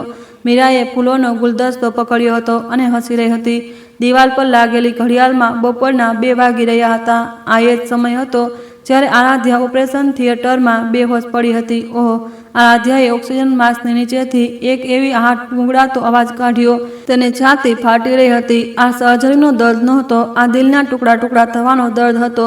બીજી તસવીર વધુ ક્રૂડ હતી. મહેમાનોની પહેલી કતારમાં તેની સાસુ બેઠી હતી. સાસુએ મીરાનો હાથ એમ પકડ્યો હતો જાણે તે કોઈ સમાધાન હોય. તે મીરાને એમ જોઈ રહી હતી જાણે તે તેની સગી દીકરી હોય. માજી! પણ આરાધ્યાના હાથમાંથી જાન નીકળી ગઈ. ફોન જમીન પર પડી ગયો. ટકનો અવાજ રૂમમાં ગુંજ્યો. નર્સ ગભરાઈને દોડી આવી. તમે ઠીક છો? ક્યાંક દર્દ થઈ રહ્યું છે? આરાધ્યા જવાબ ન આપી શકી. તે બસ છત સામે જોતા આંસુ વહાવતી રહી. કાયદેસર રીતે હજી તેમના છૂટાછેડા પણ નહોતા થયા. જ્યારે આરાધ્યા ઓપરેશન ટેબલ પર જિંદગી અને મોતની વચ્ચે ઝૂલી રહી હતી, ત્યારે તે લોકો તેના મોતની કામના કરતા લગ્નનું જશ્ન મનાવી રહ્યા હતા. ફોન પર વાઇબ્રેશન થયું. જમીન પર પડેલા ફોન પર એક મેસેજ આવ્યો હતો. નર્સે ફોન ઉઠાવીને આપ્યો. તમારો મેસેજ આવ્યો છે, જોશો? આરાધ્યાએ ધ્રુજતા હાથોથી ફોન લીધો. મોકલનાર તેનો પતિ વિક્રમ હતો. તલાકના કાગળ ઘરે મોકલી દીધા છે. ચૂપચાપ સાઇન કરી દેજે. હોબાળો ન કરતી અને ગુજરાન ભથ્થાની આશા પણ ન રાખતી. આરાધ્યાના હોઠ ધ્રુજવા લાગ્યા. તેની આંગળીઓ જાણે જામી ગઈ હતી. ત્યારે સાસરીના ફેમિલી ગ્રુપ પર નોટિફિકેશન આવ્યું. આરાધ્યાએ મશીનની જેમ ગ્રુપ ખોલ્યું. સાસુએ પોસ્ટ કર્યું હતું, કેન્સરવાળી કમનસીબ આખરે ઘરમાંથી નીકળી ગઈ. હવે ઘરમાં શાંતિ છે. સારું થયું મીરા વહુ બનીને આવી ગઈ. આરાધ્યા તો કોઈ કામની નહોતી. દેવરે કમેન્ટ કર્યો, હા હા હા ભાઈ, બહુ સારું થયું. નણંદે પણ હસવાવાળી ઇમોજી મોકલી. આરાધ્યા સર્જરીના દર્દથી વધારે દિલ તૂટવાના દર્દથી જમીનને પોતાના નખથી ખોતરવા લાગી. તેણે ચાદરને કસીને પકડી લીધી. તેનું આખું શરીર ધ્રુજી રહ્યું હતું. 10 વર્ષ તેણે 10 વર્ષ સુધી તેમની સેવા કરી. સસરાનું મળમૂત્ર સાફ કર્યું. રાતભર તેમના પગ દબાવ્યા. દરેક તહેવાર પર સવારે ઉઠીને ભોજન બનાવ્યું. તેના હાથ ફાટી ગયા, કમર ઝૂકી ગઈ. તે બધા વર્ષો જાણે કચરા પેટીમાં ફેંકી દેવાયા હતા. આરાધ્યાની આંખોમાંથી જિંદગીની ચમક ગાયબ થઈ ગઈ. તે બસ ખાલી નજરોથી છતને જોઈ રહી હતી. મરી જવું છે, આ ખ્યાલ બસ એક પળનો હતો. નહીં, મરવું નથી. આરાધ્યાની આંખોની ચમક બદલાઈ ગઈ. દુઃખની જગ્યાએ એક ઠંડી અને તીક્ષ્ણ વસ્તુએ લઈ લીધી. આ બધાને નરક સુધી ઢસડવા છે. નફરત ઉકળવા લાગી. સળગતો ગુસ્સો આરાધ્યાના આખા શરીરમાં દોડી ગયો. હાથોનું ધ્રુજવું બંધ થઈ ગયું. તેણે મુઠ્ઠી કસી લીધી. આરાધ્યાએ નર્સને બોલાવવાનું બટન દબાવ્યું. નર્સ અંદર આવી. જી, તમને કોઈ તકલીફ છે? આરાધ્યાએ ધ્રુજતા અવાજમાં કહ્યું. નર્સ, શું તમે અત્યારે તરત એક વકીલને બોલાવી શકો છો? મારા પર્સમાં એક લો ફર્મનો કાર્ડ છે. પ્લીઝ તેમને ફોન કરી દો. નર્સ હેરાન થઈને આરાધ્યાને જોઈ. હજી તમારી સર્જરી હમણાં જ પૂરી થઈ છે? હા, હમણાં જ. એક દિવસ પણ બરબાદ નથી કરવો, પ્લીઝ. આરાધ્યાના અવાજમાં દ્રઢતા હતી. નર્સે માથું હલાવ્યું અને બહાર જતી રહી. આરાધ્યાએ સર્જરીવાળી જગ્યાને પકડીને પલંગ પરથી ઉઠવાનો પ્રયત્ન કર્યો. તેજ દર્દ થયો, પણ તેણે દાંત ભીંચીને સહન કરી લીધો. તેણે અરીસો જોયો. પીળો ચહેરો, વિખરાયેલા વાળ, પણ આંખોની ચમક બરફની જેમ ઠંડી હતી. જે રીતે તે મને છોડી છે, હું તે જ રીતે તને પાછું આપીશ, એક એક કરીને. આરાધ્યા ધીમેથી બબડી. આ દિવસ આરાધ્યાની જિંદગીનો સૌથી દુઃખદ દિવસ હતો, પણ સાથે જ આ તેના સૌથી શક્તિશાળી બદલાની શરૂઆતનો દિવસ પણ હતો. બિચારી કેન્સરની દર્દી આરાધ્યા મરી ચૂકી હતી. તેની જગ્યાએ બરફની જેમ ઠંડી બદલાની દેવીએ હોસ્પિટલના રૂમમાં જન્મ લીધો હતો. આરાધ્યાએ પોતાના હેન્ડબેગમાંથી એક નાની ડાયરી કાઢી. તેમાં તેના માતા પિતા દ્વારા છોડી દેવાયેલી સંપત્તિની સૂચિ હતી. એવા ખગોળીય આંકડા હતા જેની સાસરાવાળા કલ્પના પણ નહોતા કરી શકતા. અને એ પણ લખ્યું હતું કે તે પૈસાનો એક મોટો હિસ્સો વિક્રમની કંપનીમાં લાગેલો હતો. હવે રમત શરૂ થાય છે. આરાધ્યાએ ડાયરી બંધ કરતા ઠંડી મુસ્કાન આપી. તે મુસ્કાન એક પરીની નહીં, પણ બદલો લેવાવાળી દેવીની હતી. 1 કલાક પછી સૂટ પહેરેલા એક વકીલે રૂમનો દરવાજો ખટખટાવ્યો. આરાધ્યા મેડમ, બહુ સમય પછી મળ્યા. શું થયું? વકીલ આરાધ્યાના માતા પિતાના સમયથી પરિવારનો કેસ જોઈ રહ્યો હતો. આરાધ્યાએ તેને ફોન આપ્યો. લગ્નની તસવીર અને તલાકનો મેસેજ સ્ક્રીન પર હતો. વકીલનો ચહેરો સખત થઈ ગયો. આ તો સર, મેં 10 વર્ષ સુધી સબર કર્યો. હવે બધું પૂરું થઈ ગયું છે. હું બધું પાછું લેવા માંગુ છું. એક પૈસો પણ ન છોડતા. આરાધ્યાનો અવાજ ધ્રુજ્યા વિના દ્રઢ હતો. વકીલે માથું હલાવ્યું. ઠીક છે, આવતીકાલ સવારથી જ કામ શરૂ કરી દઈશું. આરાધ્યાએ બારીમાંથી બહાર જોયું. સૂરજ ડૂબી રહ્યો હતો. અંધારું છવાઈ રહ્યું હતું. પણ આરાધ્યા માટે એક નવી સવાર થઈ રહી હતી. બદલાના નામની એક ઠંડી અને શાનદાર સવાર. હોસ્પિટલમાંથી રજા મળવાના દિવસે સવારે આરાધ્યા પલંગ પર બેસીને ચૂપચાપ પોતાનો સામાન પેક કરી રહી હતી. નર્સ વ્હીલચેર લઈ આવી. તમારા ઘરેથી કોઈ ન આવ્યું? જી નહીં, હું એકલી જ જઈ શકું છું. આરાધ્યાએ શાંતિથી જવાબ આપ્યો. નર્સે અફસોસ વ્યક્ત કર્યો પણ આગળ કંઈ ન પૂછ્યું. આરાધ્યા પહેલાંથી બુક કરાયેલી એક પ્રાઇવેટ એમ્બ્યુલન્સમાં બેઠી. ડ્રાઈવરે પૂછ્યું, મેડમ ક્યાં જવાનું છે? આરાધ્યાએ એક કાગળ પર લખેલું સરનામું આપ્યું. તે સાસરીનું સરનામું નહોતું. ડ્રાઈવરે માથું હલાવીને ગાડી સ્ટાર્ટ કરી. ગાડી સાસરીવાળા એપાર્ટમેન્ટની સામેથી પસાર થઈ. આરાધ્યાએ ડ્રાઈવરને થોડીવાર રોકાવા કહ્યું. એપાર્ટમેન્ટના ગેટની સામે કાળા રંગના 3 કચરાના ઠેલા રાખેલા હતા. તે આરાધ્યાનો સામાન હતો. તેના કપડાં, કોસ્મેટિક, કિતાબો બધું બેદરકારીથી ઠૂંસી દેવાયું હતું. આરાધ્યાએ ગાડીની બારીમાંથી આ નજારો જોયો અને હસી પડી. વરસાદ આવી ગયો તો શું થશે? આમ કોણ ફેંકે છે? ડ્રાઈવરે અસહજ થઈને ચૂપ્પી સાધી લીધી. આરાધ્યાએ ગેટનો પાસવર્ડ ચેક કરવા માટે મેસેજ ખોલ્યો. સાસુનો મેસેજ હતો. પાસવર્ડ બદલી દીધો છે. અંદર આવવાનું વિચારતી પણ નહીં. તારો સામાન બહાર રાખી દીધો છે. આરાધ્યાએ ફોન નીચે મૂકી દીધો. તેના ચહેરા પર કોઈ ભાવ નહોતો. ડ્રાઈવર સાહેબ, ચાલો. ગાડી ફરીથી ચાલવા લાગી. દક્ષિણ દિલ્હી તરફ. 30 મિનિટ પછી ગાડી એક શાનદાર રેસિડેન્શિયલ કોમ્પ્લેક્સની સામે રોકાઈ. આરાધ્યાએ ડ્રાઈવરની મદદથી ધીમે ધીમે ઉતરી. લોબીનો સ્ટાફ દોડીને વ્હીલચેર લઈ આવ્યો. આરાધ્યા, મેડમ, બહુ સમય પછી. તમે ઠીક તો છો? હા મિસ્ટર વર્મા, હવે હું ઠીક છું. આરાધ્યા લિફ્ટથી 15મા માળ પર ગઈ. ગલિયારાના છેલ્લા અપાર્ટમેન્ટની સામે રોકાઈ. ફિંગરપ્રિન્ટ સ્કેનર પર આંગળી મૂકતા જ દરવાજો ખુલી ગયો. આ આરાધ્યાનો અંગત પેન્ટ હાઉસ હતો, જેને તેણે વિક્રમથી છુપાવીને લગ્ન પહેલાં જ પોતાના નામ પર રાખ્યો હતો. તે પોતાની સંપત્તિ પ્રબંધનની ઓફિસ અને અંગત આરામગૃહ તરીકે ઉપયોગ કરતી હતી. આ એક ગુપ્ત જગ્યા હતી. દરવાજો ખોલતા જ એક સાફ સુથરી જગ્યા સામે આવી. મેનેજમેન્ટ કંપની નિયમિત રૂપથી સફાઈ કરતી હતી. આરાધ્યા સોફા પર બેસીને ઊંડો શ્વાસ લીધો. આ સાસરીની ગુગળામણ ભરી હવા નહોતી. આ સંપૂર્ણપણે તેની પોતાની જગ્યા હતી. ટેબલ પર રાખેલા લેપટોપને ઓન કર્યું. બૂટ થવા દરમિયાન તેણે બારીમાંથી બહાર જોયું. યમુના નદીનો શાનદાર નજારો હતો. લેપટોપની સ્ક્રીન ઓન થઈ. આરાધ્યાએ એક જટિલ પાસવર્ડ નાખ્યો અને પારિવારિક સંપત્તિ નામનો એક એન્ટ્રી ક્રેપ ફોલ્ડર ખોલ્યો. સ્ક્રીન પર દેખાઈ રહેલા નંબર જોઈને આરાધ્યાએ એક ફીકી મુસ્કાન આપી. સાચું તો એ હતું કે આરાધ્યાના માતા પિતા દેશની એક બહુ મોટી ઇન્વેસ્ટમેન્ટ ફર્મના સંસ્થાપક હતા, જેમને ઇન્ડસ્ટ્રીમાં દિગ્ગજ માનવામાં આવતા હતા. રિયલ એસ્ટેટ, સ્ટોક, વિદેશી સંપત્તિ મળીને તેમની દોલત ખગોળીય હતી. જ્યારે આરાધ્યા કોલેજમાં હતી ત્યારે તેના માતા પિતા એક રોડ અકસ્માતમાં ગુજરી ગયા. એકમાત્ર દીકરી હોવાના નાતે આરાધ્યાને તે બધી જ દોલત અને કંપનીના શેર વારસામાં મળ્યા હતા. પણ આટલી ઓછી ઉંમરમાં આ બધું સંભાળવું બહુ ભારે હતું. આસપાસના લોકોના વ્યવહાર બદલાઈ ગયો. દોસ્ત તેને અલગ નજરથી જોવા લાગ્યા અને છોકરાઓ ખુલ્લેઆમ તેના પર ડોરા નાખવા લાગ્યા. આરાધ્યા ડરી ગઈ હતી. તેને અહેસાસ થયો કે કોઈ પણ તેને આ સાચા દિલથી નથી ચાહતું. એટલે તેણે પસંદ કરી એક સાધારણ ગૃહિણીની જિંદગી. જ્યારે તે વિક્રમને મળી તો તેણે પોતાની અસલિયત છુપાવી. વિક્રમે તેને બસ એક અનાથ બિચારી છોકરી સમજીને આરાધ્યાને આ સારું લાગ્યું. તેણે વિચાર્યું કે આ જ ઇન્સાન છે જે તેને તેના પૈસા માટે નથી ચાહતો. પણ આ એક ભ્રમ હતો. આરાધ્યાએ ફોલ્ડરમાં એક દસ્તાવેજ પર ક્લિક કર્યું. વિક્રમ કન્સ્ટ્રક્શન લોન કરાર નામની ફાઇલ ખુલી. લગ્નના 5મા વર્ષે વિક્રમની કંપની નાણાકીય સંકટમાં હતી. બેંકમાંથી લોન નહોતી મળી રહી અને સપ્લાયરનું પેમેન્ટ અટક્યું હતું. વિક્રમ દરરોજ શરાબ પીને બસ આ ભરતો હતો. આરાધ્યા પોતાના પતિની મદદ કરવા માંગતી હતી, પણ પોતાની ઓળખ જણાવવાથી ડરતી હતી. તેણે એક ત્રીજા પક્ષનું નામ ઉપયોગ કર્યું. પોતાના માતા પિતાના જૂના દોસ્ત જે વકીલ હતા તેમના નામથી એક રોકાણ કરાર તૈયાર કરાવ્યો. વિક્રમને બસ એટલું જ ખબર હતું કે તેને વાય ઇન્વેસ્ટમેન્ટ નામની એક કંપનીમાંથી 50 કરોડનું રોકાણ મળ્યું છે. તે સમયે આરાધ્યાએ પરિવાર પર ભરોસો કરીને પૈસા આપ્યા હતા, પણ વકીલની સલાહ પર તેણે કોઈ પણ અનહોનીથી બચવા માટે એક કાયદેસર લોન કરાર બનાવ્યો હતો. કરારમાં એક ખાસ શરત હતી. કંપનીના માલિકના અનૈતિક આચરણ અથવા કરારના ઉલ્લંઘનની સ્થિતિમાં સંપૂર્ણ રકમ વ્યાજ સહિત તાત્કાલિક વસૂલવા યોગ્ય રહેશે. વ્યાજ 15% વાર્ષિક ચક્રવૃદ્ધિ દરથી લાગી થશે। 5 વર્ષ પછી મૂળધન અને વ્યાજ મળીને આ રકમ 100 કરોડથી વધારે થઈ ગઈ હતી। આરાધ્યાએ તિજોરી ખોલી અંદર ધૂળ જામેલી કરારની મૂળ નકલ રાખેલી હતી તેને કાઢતા એક ઠંડી મુસ્કાન આપી હવે વસૂલવાનો સમય આવી ગયો છે। આરાધ્યાએ ફોન ઉઠાવ્યો અને એક નંબર લગાવ્યો। આ દેશની સૌથી મોટી લો ફર્મના મુખ્ય વકીલનો નંબર હતો જે તેના માતા પિતાના સમયથી પરિવારનો કેસ જોઈ રહ્યા હતા। સર, હું આરાધ્યા બોલી રહી છું। આરાધ્યા મેડમ, કેમ છો તમે? સર, હવે હું મારા નામ સાથે જોડાયેલા બધા અધિકારોનો ઉપયોગ કરવા માંગુ છું। વિક્રમ કન્સ્ટ્રક્શન પાસેથી લોનની સંપૂર્ણ વસૂલીની પ્રક્રિયા શરૂ કરી દો। એક પણ પૈસો ન છોડતા। ફોન પર થોડી પળની ખામોશી રહી। સમજી ગયો। કાલે સવારે સૌથી પહેલા આના પર જ કામ થશે, બીજું કંઈ કરવાની જરૂર છે। તલાકનો મુકદ્દમો પણ તૈયાર કરો। મીરા પર પણ માનહાનિ અને ઘર તોડવાનો મુકદ્દમો કરવો છે। પુરાવા મારી પાસે છે, જી થઈ જશે।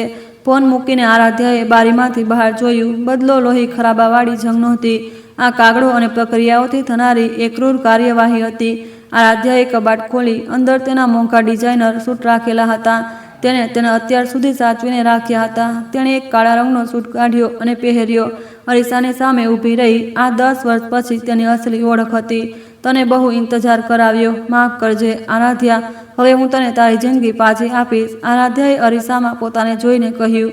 તેણે લેપટોપ પર કેન્સરના ઇલાજ માટે સૌથી સારા હોસ્પિટલને શોધ્યો, સૌથી સારી ખાવા પીવાની ડિલિવરી સર્વિસ પણ બુક કરી। હવે આરાધ્યા પોતાની સ્વાસ્થ્યને સૌથી ઉપર રાખશે। તેણે અસલી જંગ માટે પોતાનો કિલ્લો બનાવવાનું શરૂ કરી દીધું હતું। સાસરીવાળા જે પૈસાને એટલું મહત્વ આપતા હતા, હવે તે જ પૈસા ઝેર બનીને તેમની ગરદન કેવી રીતે દબાવે છે તે દેખાડવાની વારી હતી। આરાધ્યાએ લેપટોપ બંધ કરતા ધીમેથી કહ્યું, રમત હવે શરૂ થઈ છે। જે દિવસે આરાધ્યાએ વકીલ સાથે વાત કરી તેના બીજા દિવસે સવારે વિક્રમ કન્સ્ટ્રક્શનની ઓફિસમાં એક રજિસ્ટર પોસ્ટ આવી। રોજની જેમ ઓફિસ આવેલા વિક્રમે કવર ખોલ્યું અને તેનો ચહેરો સફેદ પડી ગયો। રોકાણ રકમની પૂર્ણ વસૂલી અને ગેરંટી સંપત્તિ પર કબજાની નોટિસ। આ એક લો ફર્મના ભય પમાડનારા અધિકારિક પત્ર હતો। વિક્રમના હાથ ધ્રુજવા લાગ્યા। વાય ઇન્વેસ્ટમેન્ટ અચાનક આવું કેમ કરી રહ્યું છે?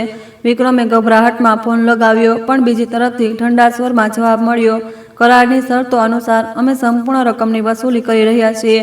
7 દિવસની અંદર ચૂકવણી કરો। 7 દિવસ? આ શું બકવાસ છે? 100 કરોડથી વધારેની રકમ 7 દિવસમાં કેવી રીતે ચૂકવું? આ તમારી સમસ્યા છે। ફોન કપાઈ ગયો। વિક્રમે ટેબલ પર મુક્કો માર્યો। કંપનીના 80% પૈસા વાય ઇન્વેસ્ટમેન્ટમાંથી આવી રહ્યા હતા। તે પૈસા નીકળતા જ કંપની તરત ઠપ પડી જાય। ઉપરથી તે બપોરથી સપ્લાયર્સના ફોન આવવા લાગ્યા। વિક્રમજી, અમારું પેમેન્ટ ક્યારે મળશે? સાંભળ્યું છે તમારી કંપનીની હાલત ઠીક નથી। શું બકવાસ છે? અમારી કંપની બિલકુલ ઠીક છે નહીં। બજારમાં તો ખબર ફેલાઈ ગઈ છે। સાંભળ્યું છે તમારો ઇન્વેસ્ટર પૈસા પાછા લઈ રહ્યો છે। ક્યાંક દિવાળીઓ તો નથી ફૂંકી રહ્યા? વિક્રમના પરસેવા છૂટી ગયા।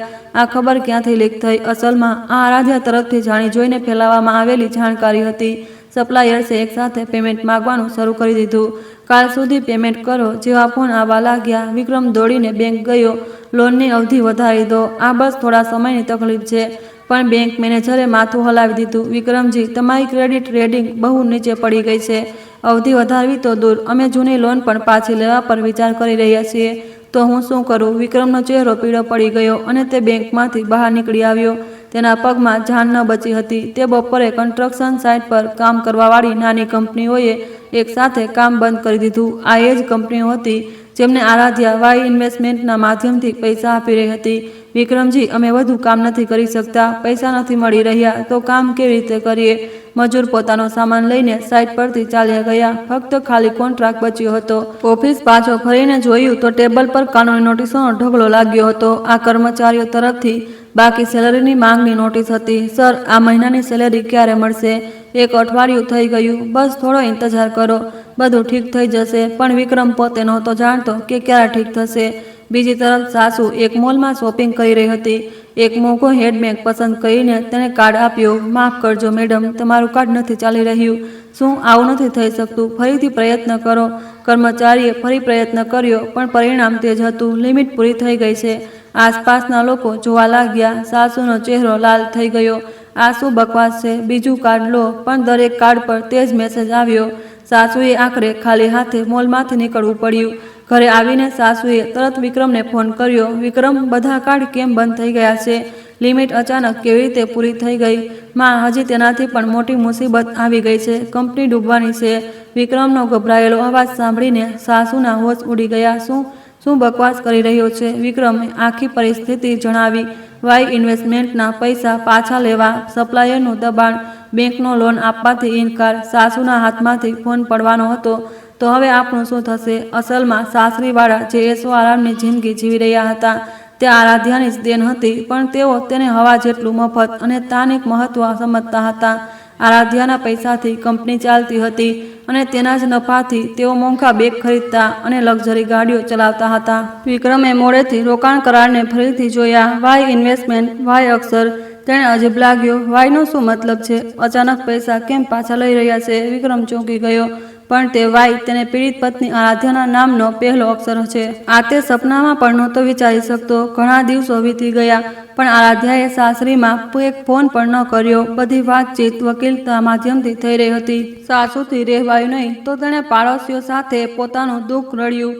તે આરાધ્યાએ જ ક્યાંકથી પૈસા ચોર્યા હશે. મારા દીકરાની કંપની ડૂબાડવા માટે તેણે જ કોઈ ચાલ ચાલી છે, પણ કાયદેસર રીતે બનેલા એક પાકા કરારની સામે સાસુની બકવાસનો કોઈ મતલબ નહોતો. વિક્રમ અને મીરાનું નવું વૈવાહિક જીવન તો દૂર, તે હવે લેણદારોથી છુપાઈ રહ્યો હતો. લેણદારો ઓફિસ આવીને ચીસો પાડતા, પૈસા ક્યારે આપીશ? અમારે પણ ઘર ચલાવવું છે. મીરા આવા વિક્રમને જોઈને ધીમે ધીમે પોતાનો અસલી રંગ દેખાડવા લાગી. વિક્રમ, આ બધું ક્યારે ઠીક થશે? મેં આવી જિંદગી માટે તારી સાથે લગ્ન નહોતા કર્યા. મીરા, બસ થોડો સબર કર, હું બધું ઠીક કરી દઈશ. શું સબર કરું? હનીમૂન પર પણ નથી જઈ શક્યા. આ શું છે? મીરાના અવાજમાં ચીડ હતી. તેને અહેસાસ થઈ ગયો હતો કે વિક્રમ એક પોકળ ઇન્સાન છે. તે સમયે આરાધ્યા પોતાના પેન્ટ હાઉસની બારી પર બેસીને એક ગ્લાસ વાઇન પી રહી હતી. લેપટોપની સ્ક્રીન પર વિક્રમ કન્સ્ટ્રક્શનનો સ્ટોક ગ્રાફ હતો. ઝડપથી નીચે પડી રહેલી લાલ રેખાઓ દેખાઈ રહી હતી. વિચાર્યું હતું તેનાથી પણ તેજ છે. આરાધ્યાએ ઠંડી મુસ્કાન આપી. ચીસો પાડવા કે વાળ ખેંચવા કરતા આ રીતે ચૂપચાપ આર્થિક રૂપથી ગળું દબાવવું વધારે ક્રૂર હતું. આરાધ્યાએ વિક્રમના મોકલેલા તલાકના કાગળ પર સાઇન કરો વાળા મેસેજનો સ્ક્રીનશોટ લઈને વકીલને મોકલી દીધો. આને પણ પુરાવામાં સામેલ કરી લો. જી મળી ગયો. આ ગુજરાન ભથ્થાના મામલામાં તમારા પક્ષમાં કામ આવશે. હવે સાસરીવાળા એક એક કોડિયા માટે મોહતાજ થઈ રહ્યા હતા. તેમનો ઘમંડ ધીમે ધીમે આજીજીમાં બદલાઈ રહ્યો હતો. આરાધ્યાએ વાઇનનો ગ્લાસ મૂકતા કહ્યું, આ તો બસ શરૂઆત છે. 1 મહિના પછી વિક્રમ કન્સ્ટ્રક્શન આધિકારિક રીતે દિવાળિયું જાહેર થઈ ગઈ. કોર્ટે દિવાળિયાપણાનો આદેશ આપી દીધો. કંપનીની ઓફિસના દરવાજા પર જપ્તીની નોટિસ ચોંટી ગઈ અને કર્મચારીઓ વિખેરાઈ ગયા. જે એપાર્ટમેન્ટમાં તેઓ રહેતા હતા તે પણ નીલામીના આરે હતો. બેંકમાંથી નીલામીની નોટિસ ગેટ પર ચોંટેલી હતી. ક્યારેય ગર્વથી ચાલનારી સાસુ હવે બજારમાં એક્સપાયરી ડેટની નજીકવાળો સામાન છાંટી રહી હતી. આ કાલ સુધીનો છે, અડધા ભાવમાં લઈ લો. કેટલાનો છે? 20 રૂપિયા. સાસુએ પોતાના ખિસ્સું ફોફડ્યું. 10-10ની 2 નોટો જ હતી. પહેલાં તે આવા પૈસા તરફ જોતી પણ નહોતી. આ આપી દો. શાકભાજીવાળીએ તેને દયાભરી નજરોથી જોઈ. સાસુ માથું ઝુકાવીને ઘરે પાછી આવી. વિક્રમ નશામાં ધૂત થઈને રસ્તાઓ પર ભટકી રહ્યો હતો. તે ઇન્ટરવ્યૂ આપવા જતો પણ દર વખતે કાઢી મૂકવામાં આવતો. દિવાળિયા કંપનીનો માલિકનો ટેગ તેને પીછો નહોતો છોડી રહ્યો. એક રૂમમાં ઘરે પાછો ફર્યો તો મીરા પોતાના સામાન પેક કરી રહી હતી. શું કરી રહી છે? હું થોડા દિવસ મારી દોસ્તના ઘરે જઈ રહી છું. અચાનક કેમ? મીરાએ વિક્રમ તરફ જોયા વિના જવાબ આપ્યો. તારી સાથે રહીને મારો દમ ઘૂંટાય છે. પૈસા છે નહીં, બસ શરાબ પીતો રહે છે. મીરા, હું હજી મુશ્કેલીમાં છું. થોડો ઇંતજાર કરી લે. શું ઇંતજાર કરું? તારી કંપની ડૂબે ઘણો સમય થઈ ગયો. હજી પણ તે જ વાત. મીરાનો અવાજ તીખો હતો. તે હવે વિક્રમને ખુલ્લેઆમ નીચો દેખાડી રહી હતી. તું શું કહી રહી છે? સાચું કહી રહી છું. મેં વિચાર્યું હતું કે તું અમીર છે એટલે લગ્ન કર્યા, પણ તું તો કંગાળ નીકળ્યો. મીરા બેગ ઉઠાવીને દરવાજો પછાડીને જતી રહી. વિક્રમ ખાલી રૂમમાં બેસીને પોતાનું માથું પકડીને રડવા લાગ્યો. દર રાત્રે તે બંનેમાં ભયાનક લડાઈ થતી હતી. પ્રેમ નહીં, પૈસાનો સંબંધ હતો. પૈસા પૂરા થતાં જ તે નફરતમાં બદલાઈ ગયો. હાલત બદતરથી બદતર થઈ ગઈ. સાસુ રાત્રે સૂતી નહોતી અને એક દિવસ સાસુ અચાનક બબડી, આરાધ્યા જ આ મુસીબતમાંથી કાઢી શકે છે. વિક્રમે હેરાનીથી પોતાની માને જોઈ. માં, શું કહી રહી છો? આરાધ્યાને તલાકના કાગળ કોણે મોકલ્યા હતા? પણ તે સારી છોકરી છે. 10 વર્ષ તેણે આપણા ઘરે કામ કર્યું છે. કંઈક તો લગાવ હશે. સાસુએ કોઈ પણ શરમ વિના આરાધ્યાને ફોન કર્યો પણ ફક્ત રિંગ જતી રહી. ફોન ન ઉઠાવ્યો. તેણે મેસેજ મોકલ્યો, આરાધ્યા બેટા, હું છું તારી માં, એકવાર વાત કરી લે. કોઈ જવાબ ન આવ્યો. સાસુ સતત ફોન કરતી રહી. 10, 20 ને 30 વાર. આખરે આરાધ્યાએ ફોન ઉઠાવ્યો. શું કામ છે? એક ઠંડો અને રૂખો અવાજ. આ પહેલાવાળી સીધી સાધી આરાધ્યા નહોતી. આરાધ્યા, બેટા, મને માફ કરી દે, મારાથી બહુ મોટી ભૂલ થઈ ગઈ. સાસુ રડતા બોલી, પણ તે આંસુ ખોટા હતા. માજી, સીધી કામની વાત કરો, અમારી મદદ કરી દો. તું કોઈ રસ્તો કાઢી શકે છે. તારી પાસે કંઈક પૈસા તો હશે. આરાધ્યાને હસવું આવી ગયું. માફીમાં કોઈ પસ્તાવો નહોતો. બસ આરાધ્યાના છુપાયેલા પૈસાને કોઈ પણ રીતે હડપવાની લાલચ હતી. માજી, હું તમારી મદદ કેમ કરું? આખરે હું તારી સાસુ છું. 10 વર્ષ અમે સાથે રહ્યા છીએ. 10 વર્ષમાં તમે મારી સાથે શું કર્યું તમને યાદ છે? આરાધ્યાનો અવાજ બરફની જેમ ઠંડો હતો. આરાધ્યા, પ્લીઝ ફરી ફોન ન કરજો. આરાધ્યાએ ફોન કાપી દીધો અને તેણે સાસરીમાંથી આવતા બધા નંબર બ્લોક કરી દીધા. આરાધ્યા તેમની આ દયનીય હાલતનો ચૂપચાપ મજા લઈ રહી હતી. ત્યારે જ એક દિવસ નર્સિંગ હોમમાંથી ફોન આવ્યો. આરાધ્યાજી, તમારા સસરાની હાલત બહુ ગંભીર છે. તમારે જલ્દી આવવું પડશે. સસરાજી લકવો માર્યા પછી નર્સિંગ હોમમાં પડેલા સસરાની હાલત અચાનક બગડી ગઈ હતી. સાસુ અને વિક્રમ હોસ્પિટલમાં ભાગ્યા. ડૉક્ટરે કહ્યું તેમને આઈસીયુમાં શિફ્ટ કરવા પડશે, પણ પહેલાં તમારે બાકી બિલ ચૂકવવું પડશે. બિલ કેટલું છે? 30,000. સાસુ અને વિક્રમ એકબીજાનું મોં જોવા લાગ્યા. બંને પાસે પૈસા નહોતા. તું આપ મારી પાસે ક્યાંથી આવ્યા? તું દીકરો છે. બંને હોસ્પિટલના ગલિયારામાં એકબીજા પર જવાબદારી નાખતા ચીસો પાડવા લાગ્યા. આખરે સાસુએ પોતાનો છેલ્લો દાવ ખેલ્યો. ફરીથી આરાધ્યાની આગળ આજીજી કરવા લાગી. આરાધ્યાને ફોન કર. તે જ તો સસરાની દેખભાળ કરતી હતી. માં, તમને લાગે છે આરાધ્યા ફોન ઉઠાવશે? પ્રયત્ન તો કરવો પડશે. કહે કે તારા પિતાજી તેમની છેલ્લી આશા પૂરી કર. એમ બોલ. કેટલી બેશરમી હતી. આરાધ્યાને છોડ્યા પછી પણ જરૂરત પડવા પર તેને ફરીથી ઉપયોગ કરવા માગતા હતા. વિક્રમે આરાધ્યાને મેસેજ મોકલ્યો.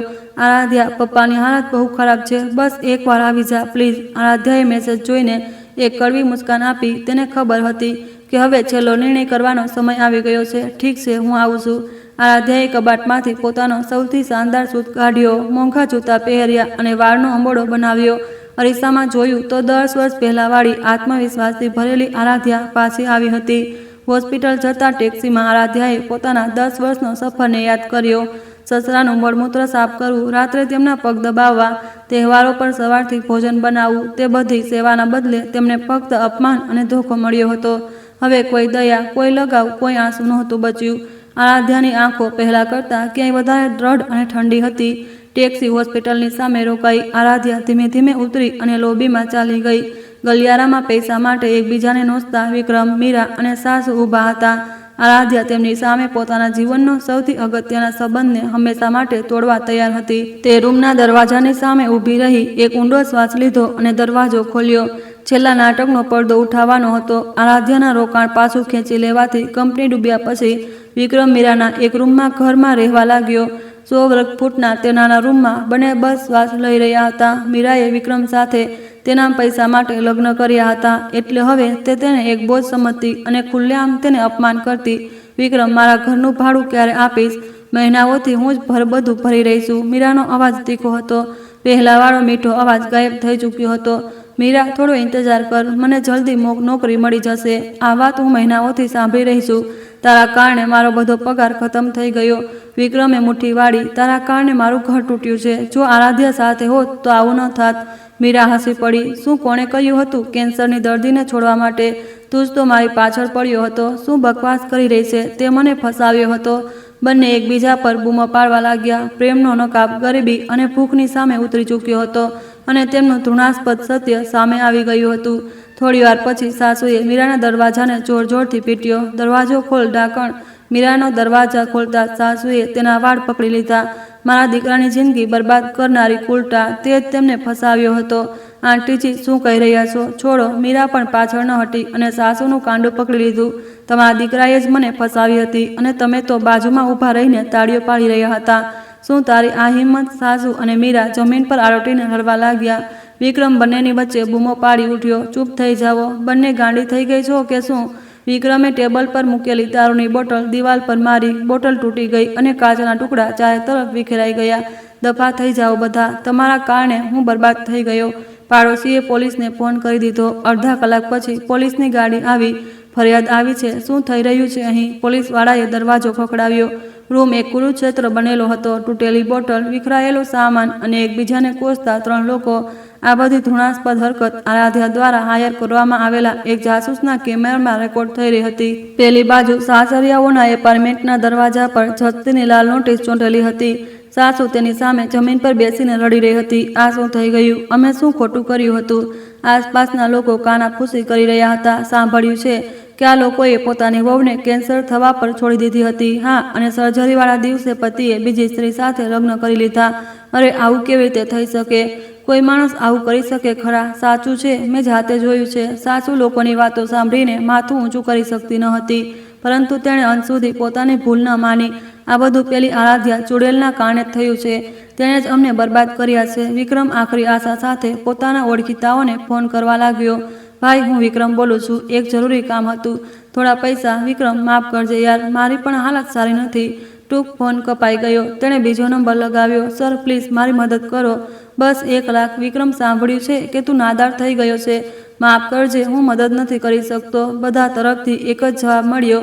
બજારમાં ખબર ફેલાઈ ચૂકી હતી. કોઈ પણ વિક્રમનો ફોન ઉપાડતું ન હતું. મીરા કંઈક બીજું જ વિચારી રહી હતી. તેમણે વિક્રમના ઇમરજન્સી ખાતામાંથી છુપી રીતે પૈસા કાઢી લીધા. આખરે 30 લાખ હતા. આ પૈસા લઈને ભાગી જાઉં છું. મીરાએ અડધી રાતે સામાન બાંધ્યો અને ભાગવાની કોશિશ કરી, પરંતુ સીડીઓ પર સૂટ પહેરેલા 2 માણસો તેની રાહ જોઈ રહ્યા હતા. મીરાજી, કોણ છો તમે? અમે લો ફર્મમાંથી આવ્યા છીએ. તમારા માટે કાનૂની નોટિસ છે. માણસે એક કવર આપ્યું. મીરાએ ધ્રુજતા હાથે કવર ખોલ્યું. ઘર તોડવા અને બદનક્ષી માટે વળતરનો મુકદ્દમો અને સાથે ચોરીનો મુકદ્દમો. ચોરી? આ શું છે? આરાધ્યા મેડમના ઘરેથી જે તમે મોંઘી બેગ ચોરી હતી તેની વાત થઈ રહી છે. પુરાવા અમારી પાસે છે. મીરાનો ચહેરો સફેદ પડી ગયો. તેણે ખરેખર આરાધ્યાના ઘરેથી કેટલીક બેગ ચોરી હતી. આ એક ગેરસમજ છે. તમે કોર્ટમાં સાબિત કરજો. મીરા ત્યાં જ બેસીને રડવા લાગી. ચારે તરફથી સકંજો કસાઈ ગયો હતો. આરાધ્યા પોતાના પેન્ટ હાઉસમાં વકીલ પાસેથી રિપોર્ટ લઈ રહી હતી. મીરાને નોટિસ આપી દીધી છે. વિક્રમ સામે પણ છૂટાછેડાનો મુકદ્દમો તૈયાર છે. સારું કર્યું, આરાધ્યાએ શાંતિથી કહ્યું, અને તેણે પોતાની હેલ્થ ચેકઅપની તારીખ જોઈ. બીજાને છોડતા પહેલા માણસે પોતાની જિંદગી છોડવા માટે પણ તૈયાર રહેવું જોઈએ. આરાધ્યાનો અવાજ બેકગ્રાઉન્ડમાં સંભળાયો. સાસરિયા હવે માત્ર પૈસા જ નહીં, પરંતુ સમાજમાં ઇજ્જત અને સંબંધો પણ ગુમાવી ચૂક્યા હતા. એક રાતે વિક્રમ આખરી કોશિશ તરીકે આરાધ્યાના પેન્ટ હાઉસ પહોંચ્યો. આરાધ્યા, હું છું, દરવાજો ખોલ. વિક્રમ દરવાજો પીટવા લાગ્યો, પરંતુ ગાર્ડ તરત જ આવી ગયા. સર, તમને અહીં આવવાની પરવાનગી નથી. પ્લીઝ અહીંથી જાઓ. મારી પત્ની અંદર છે. આરાધ્યા. 2 ગાર્ડોએ વિક્રમને પકડીને બહાર ખેંચી લીધો. મીરા ડિપ્રેશનમાં જતી રહી અને મનોચિકિત્સક પાસે જવા લાગી. મારો શ્વાસ રૂંધાય છે, દિલ બહુ ઝડપથી ધડકે છે. પરંતુ આરાધ્યાને આ ખબર સાંભળીને ઠંડા સ્વરે કહ્યું, આ પણ નાટક હશે. કોઈએ કહ્યું હશે કે બીમાર હોવાનું નાટક કરવાથી સજા ઓછી થઈ જાય છે. વિક્રમે માથું હલાવ્યું. અમે પણ એ જ વિચારી રહ્યા છીએ. હવે બસ હોસ્પિટલની પરસાળમાં આખરી ફેંસલો અને હંમેશ માટે વિદાય બાકી હતી. આરાધ્યાએ બારીની બહાર જોતા ચૂપચાપ સ્મિત કર્યું. બદલો પોતાનો અંતિમ ચરણમાં હતો. સસરાજીની હાલત ગંભીર થયા પછી સાસુએ આરાધ્યાને હજારો મેસેજ મોકલ્યા.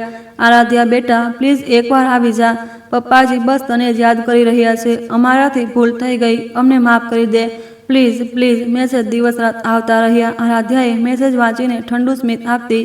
આખરે આરાધ્યા હોસ્પિટલ પહોંચી. બપોરે 2 વાગ્યે હોસ્પિટલની પરસાળમાં આરાધ્યા પ્રગટ થઈ. કાળા રંગનો મોંઘો સૂટ, ઊંચી એડીના બૂટ. તેનું રૂપ 10 વર્ષ પહેલાંવાળી આત્મવિશ્વાસથી ભરેલી મહિલાનું હતું. વાળ વ્યવસ્થિત બાંધેલા હતા. મેકઅપ પરફેક્ટ હતો. પરસાળમાં ઊભેલા સાસરિયા આરાધ્યાને જોઈને મોં ખુલ્લા જ રહી ગયા. તેઓ તેના એ શાનદાર અને દબંગ રૂપથી પૂરી રીતે ડરી ગયા. સાસુ દોડીને આવી અને આરાધ્યાનો પાલો પકડી લીધો. આરાધ્યા, તું આવી ગઈ. મને ખબર હતી તું આવીશ. સાસુના હાથ ધ્રુજી રહ્યા હતા.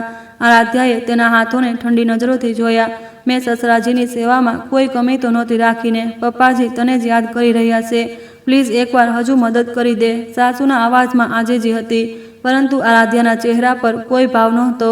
વિક્રમ વચ્ચે બોલ્યો, આરાધ્યા, ઓછામાં ઓછું તારી ફરજ તો નિભાવ. પપ્પા તને કેટલું માનતા હતા. અમે માનીએ છીએ અમારાથી ભૂલ થઈ, પરંતુ પપ્પાનો શું વાંક? આ એક બેશરમ જૂઠ હતું. સસરાએ આરાધ્યાને ક્યારેય પ્રેમ નહોતો આપ્યો. આરાધ્યાએ સાસુનો હાથ બેરૂખીથી ઝટકી દીધો. સાસુ લડખડાઈ ગઈ અને પછી આરાધ્યાએ એક એવા ઠંડા અવાજમાં બોલવાનું શરૂ કર્યું કે આખી પરસાળ ગુંજી ઉઠી. માજી, તમને એ દિવસ યાદ છે જ્યારે મારી કેન્સરની સર્જરી થઈ હતી? એ દિવસે તમે લોકો તમારા દીકરાના લગ્નમાં હસી રહ્યા હતા. યાદ ન આવ્યું? આરાધ્યાનો અવાજ પરસાળમાં ગુંજી રહ્યો હતો. આવતા જતા લોકો અને નર્સો રોકાઈ ગઈ. બધા તેમની તરફ જોવા લાગ્યા. પેલી સ્ત્રીની સર્જરીવાળા દિવસે પતિએ લગ્ન કરી લીધા. હે ભગવાન, આવું પણ થાય છે શું? લોકોની કાનાફૂસી સંભળાવા લાગી. સાસરિયા ઉપર નફરત ભરેલી નજરો પડવા લાગી. વિક્રમ ગભરાઈને હડબડાવા લાગ્યો. એ એક ગેરસમજ હતી. તે બધું તારા માટે જ હતું, જેથી તું ઈલાજ પર ધ્યાન આપી શકે. આ બકવાસ બંધ કરો. આરાધ્યાએ બેગમાંથી એક કવર કાઢ્યું અને તેમાંથી તસવીરો અને એક USB જેમાં રેકોર્ડિંગ હતું તે જમીન પર ફેંકી દીધું. તસવીરો પરસાળમાં વિખરાઈ ગઈ. વિક્રમ અને મીરાના ગળે મળવાની તસવીરો, લગ્નની તસવીરો, સાસુનું મીરાનો હાથ પકડીને હસવાની તસવીરો. મારી 10 વર્ષની સેવા ફરજ નહોતી, ગુલામી હતી. અને જ્યારે એ ગુલામ મરવાની હતી તો તમે લોકોએ જશ્ન મનાવ્યો. આરાધ્યાના અવાજમાં કોઈ કંપન નહોતું, માત્ર દ્રઢતા હતી. સાસુ જમીન પર વિખરાયેલી તસવીરોને જોઈને પીળી પડી ગઈ. આરાધ્યાએ સાસુની સામે ઘૂરીને જોયું. હવે સસરાજીના ડાયપર પર તમારો દીકરો જાતે જ બદલશે. 10 વર્ષ મેં કર્યું છે, હવે તમારો વારો છે. આરાધ્યા, પણ મારી સાથે વાત કરવાનું બંધ કરો. મને સૂગ ચડે છે. ત્યારે જ પરસાળના બીજા છેડેથી મીરા દોડતી આવી. તેના વાળ વિખરાયેલા હતા, આંખો લાલ હતી. આરાધ્યા, આરાધ્યા. મીરા આરાધ્યા તરફ હાથ લંબાવતી આવી. આરાધ્યા, આપણે મિત્રો હતા ને, મારાથી ભૂલ થઈ ગઈ, મને માફ કરી દે. મીરા રડી રહી હતી, પરંતુ આરાધ્યા એક ડગલું પાછળ હટી અને મીરાના ગાલ પર એક જોરદાર લાફો માર્યો. ચટાક! લાફાનો અવાજ પરસાળમાં ગુંજી ગયો. મીરા ગાલ પકડીને લડખડાઈ ગઈ. મિત્ર શબ્દ તારા ગંદા મોંમાંથી ન કાઢતી. તું મારી જિંદગીનો એક કચરો છે જેને સાફ કરવો જરૂરી છે. આરાધ્યાની આંખો બરફની જેમ ચમકી રહી હતી. આરાધ્યાએ બેગમાંથી બીજું એક કવર કાઢ્યું. તેમાં કેટલીક નર્સો અને પેઇડ નર્સિંગ હોમની જાણકારી હતી. તેણે તે કવર સાસુની છાતી પર ફેંકી દીધું. આ એક વહુ તરીકે મારી છેલ્લી મહેરબાની છે. આનો ખર્ચો તમે તમારો એપાર્ટમેન્ટ વેચીને કાઢી લેજો. ઓહ, યાદ આવ્યું, એ તો હરાજી થઈ ગયો. સાસુ કવર પાડીને ત્યાં જ બેસી ગઈ. વિક્રમ આરાધ્યાના પગમાં પડી ગયો. આરાધ્યા, પ્લીઝ, મારાથી ભૂલ થઈ ગઈ. ફરીથી વિચારી લે. આપણે ફરીથી શરૂ કરી શકીએ છીએ. વિક્રમ રડતા રડતા આરાધ્યાના પગ પકડવાની કોશિશ કરવા લાગ્યો.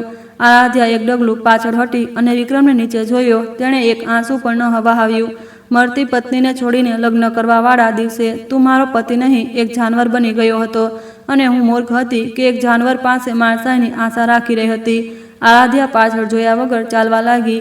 લાંબી હોસ્પિટલની પરસાળમાં તેને ઊંચી એડીના બૂટનો અવાજ ટક ટક ગુંજી રહ્યો હતો.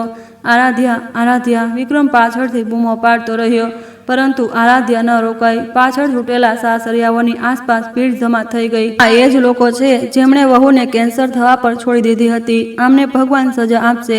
આ લોકો માણસ કહેવા લાયક નથી. નફરત અને તિરસ્કાર ભરેલી નજરો તેમના પર પડી રહી હતી. સાસુ, વિક્રમ અને મીરા માથું ઊંચું ન કરી શક્યા. આરાધ્યા હોસ્પિટલના ગેટમાંથી બહાર નીકળી. બપોરનો ગરમ તડકો તેના ચહેરા પર પડ્યો. આરાધ્યાએ આંખો બંધ કરી એક ઊંડો શ્વાસ લીધો. આ 10 વર્ષ પછી મળેલી સાચી આઝાદી હતી. છાતી પરથી બોજ હટી ગયો હતો. આરાધ્યાએ આંખો ખોલીને આસમાનને જોયું. આસમાન બિલકુલ સાફ હતું. હવે શરૂઆત છે, આરાધ્યા. આરાધ્યાએ પોતાની જાતને કહ્યું અને તે આત્મવિશ્વાસથી આગળ વધી ગઈ. હોસ્પિટલની પરસાળનો એ હંગામો કોઈના ફોનમાં રેકોર્ડ થઈને ઓનલાઈન પોસ્ટ થઈ ગયો. વિડીયો તરત જ વાયરલ થઈ ગયો. કેન્સર પીડિત પત્નીને છોડીને મિત્ર સાથે લગ્ન કરવાવાળો હેવાન પતિ શીર્ષકવાળી પોસ્ટને 10 લાખથી વધારે જોવામાં આવી. કમેન્ટમાં ગુસ્સો ભરેલો હતો. આવા લોકો પણ હોય છે કે શું દુનિયામાં? એ બહુ બહાદુર છે. હું તો હોત તો સહન ન કરી શકત. વિક્રમ અને સાસુની બેરહમીની વાર્તા આખા દેશમાં ફેલાઈ ગઈ. વિક્રમે ફરીથી નોકરી શોધવાની કોશિશ કરી, પરંતુ દરેક જગ્યાએથી તેને ભગાડી દેવામાં આવ્યો. તમે એ જ છો ને જે વિડીયોમાં હતા? ઇન્ટરવ્યૂ લેવાવાળાએ પૂછ્યું. વિક્રમે માથું ઝુકાવી લીધું. માફ કરજો, તમે અમારી કંપની માટે યોગ્ય નથી. તેને એક નાની મોટી નોકરી પણ ન મળી. આખરે વિક્રમ રોજ સવારે લારી ખેંચીને ભંગાર વીણવા લાગ્યો.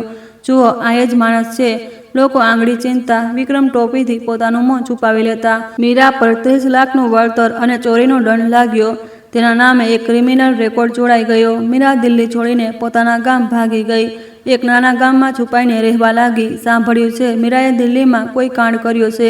ગામવાળાઓની કાનાફૂસી બંધ ન થઈ. મીરા ઘરની બહાર નહોતી નીકળી શકતી. સાસુ 3000 મહિનાના ભાડાવાળા એક બેઝમેન્ટના રૂમમાં રહેવા લાગી. સસરાજીએ ડિમેન્શિયા થઈ ગયો અને તેઓ દિવસને રાતનો ફરક ભૂલી ગયા. વહુ જમવાનું આ ભૂખ લાગી છે. સસરા દર કલાકે આંચ દોહરાવતા. સાસુ રડતા રડતા દલિયા બનાવતી. ડાયપર બદલતી વખતે સાસુને આરાધ્યાને યાદ આવતી. આ બધું આરાધ્યા 10 વર્ષ સુધી કરતી રહી. પહેલાં જે તેને આરાધ્યાની ફરજ લાગતી હતી, હવે તેને તેની કિંમત સમજાઈ, પરંતુ ઘણું મોડું થઈ ચૂક્યું હતું. સાસુ દરરોજ રાતે આરાધ્યાના હાથના બનાવેલા ગરમ જમવાને યાદ કરતી. તેની નિસ્વાર્થ સેવાને યાદ કરીને આંસુઓમાં રાતો પસાર કરતી. બીજી તરફ આરાધ્યા એક નવી જિંદગી જીવી રહી હતી. કોર્ટમાંથી છૂટાછેડાનો ફેસલો મળવાના દિવસે આરાધ્યા આત્મવિશ્વાસથી સીડીઓ ઉતરી.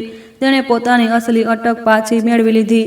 હું આરાધ્યા શર્મા છું, આરાધ્યાએ સ્પષ્ટ અવાજમાં કહ્યું. નિયમિત તપાસ માટે હોસ્પિટલ ગઈ તો ડોક્ટરે એક હેરાન કરનારી ખબર આપી. આરાધ્યાજી, તમારા શરીરમાં કેન્સરના કોષો પૂરી રીતે ખતમ થઈ ગયા છે.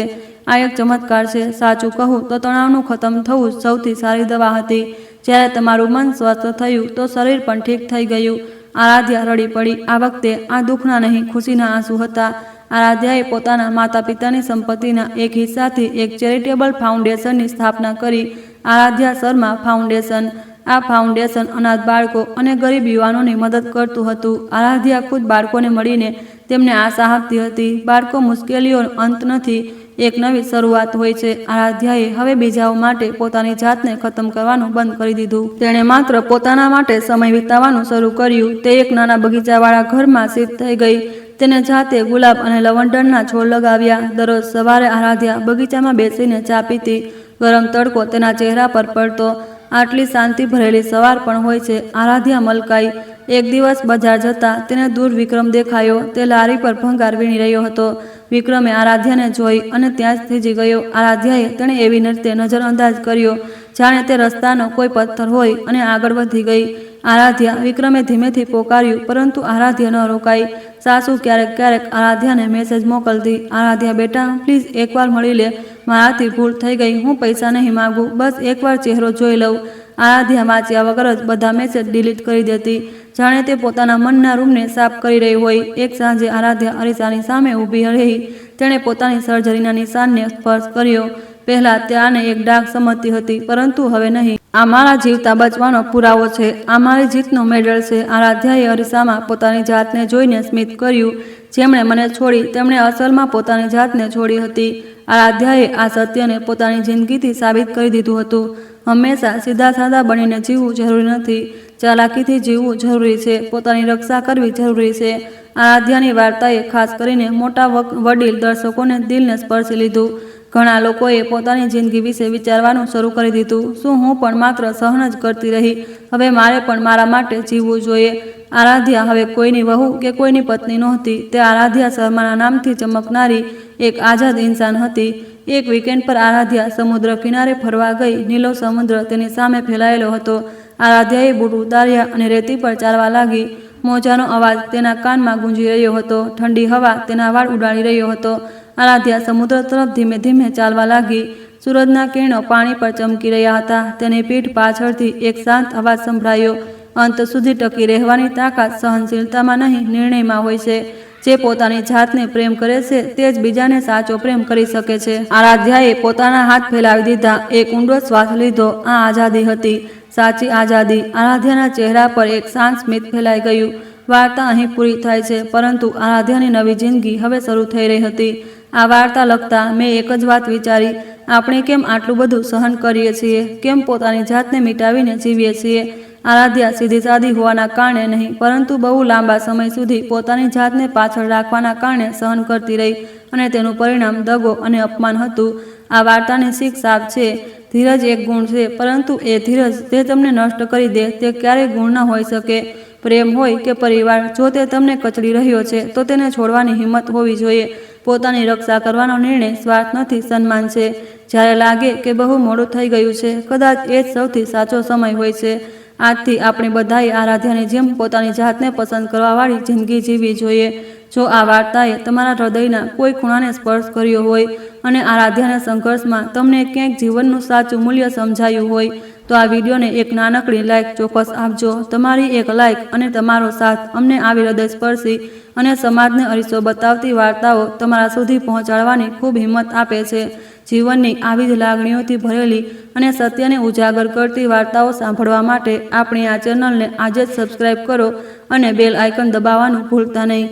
આ વિડીયો તમારા પ્રિયજનો સાથે જરૂર શેર કરજો. શું ખબર આ વાર્તા કોઈને પોતાના હક માટે ઊભા થવાની નવી પ્રેરણા આપી દે. તમારો પ્રેમ અને આશીર્વાદ જ અમારી સાચી કમાણી છે. હંમેશા આમ જ સાથ આપતા રહેજો. ખૂબ ખૂબ આભાર.